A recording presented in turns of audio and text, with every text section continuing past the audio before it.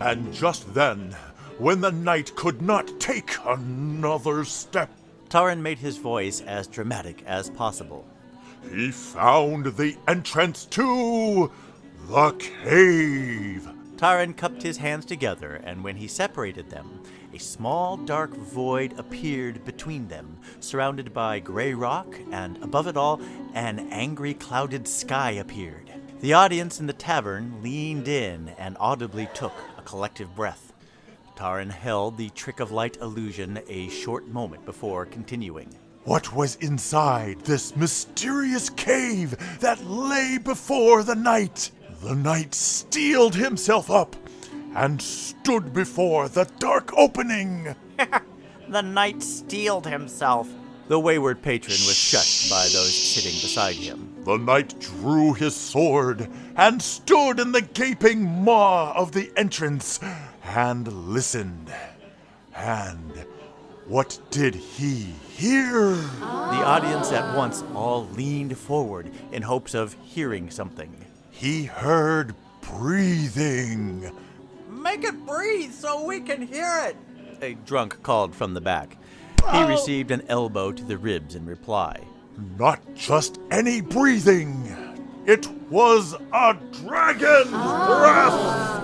The audience leaned back as if a dragon's head would snap out at them. Right at this time, Tarin made some smoke trail out of the light image of the cave opening. He could have turned away at this point. Who could blame him? This was a dragon, after all. But not this hero. This was a hero of legend, a man of honor and integrity. There were people to protect, a town to make safe. He had given his word, and he would carry it out to the letter. This was the great hero. What's his name? Sanctuary! That's right! Sanctuary the brave. Sanctuary the mighty. It was no ordinary master of the sword that stepped into the cave. This was a hero for the times. A great and renowned warrior who never backed down from a challenge, never lost a battle. Except in love. Yes, you are correct. Except love is not a battle. It is not a challenge, is it? It is for Huono. Tarin continued on his tale and telling everyone in the tavern the story they knew by heart, but never before had they seen it told in quite this way. Tarin had learned the secret to conjure light and color to create images, and while he could only command it on a small scale, he had refined it to make very specific depictions to accompany his story. His storytelling prowess came naturally to him, though now he attracted great audiences in the largest alehouses and did well for himself. And then, with the enchanted lance that he found in the cave, Tarin began building to his climactic ending.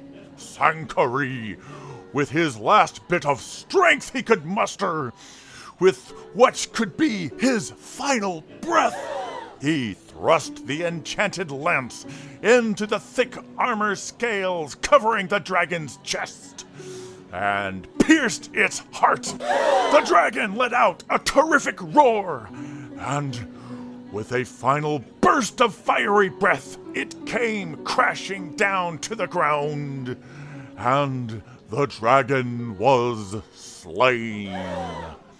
Tarin directed the illusionary dragon to fall down as described, and extended the dragon's last fire out into the first few tables of his audience, causing a great commotion of fright and delight. And when the fire cleared, there stood Sanctuary in his heroic stance atop the dragon.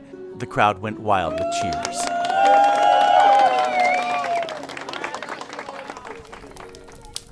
The crowd had all retired to their respective rooms and homes, and Tarin sat in his corner counting the coin he had earned that night. A lone figure came up to him, cloak hood drawn up and shadowing the face within. "That's some tale you tell." A female voice could be heard. Why, thank you, stranger. Is it the only tale you tell? No, I know most of the classics. How about the lusty priest? Oh, well, that's a crowd favorite for certain.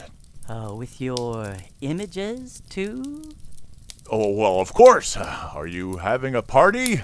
No, this is for a very private audience. Oh, well, I'm happy to oblige. This isn't copper, friend. No, it's not. This is, more than I would make in a moon's turn. Then it will be a good month for you. Well, who is your audience? Just a couple of very bored guards who wouldn't mind hearing a bawdy tale that could keep them highly entertained. Consider that your cut.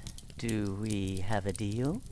I think I can do a command performance for a very generous patron.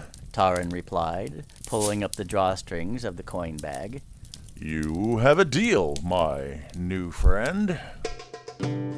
You've been listening to Storytime, a Dungeons & Damsels short story side quest, written by David Ian. Voice talent character performed by David Ian. Sound engineering by Dino De Elfwell. Theme by Ron Perovich. Incidental music by Mark Rose. Dungeons & Damsels is a sword and sorcery medieval fantasy series produced by Unchained Productions.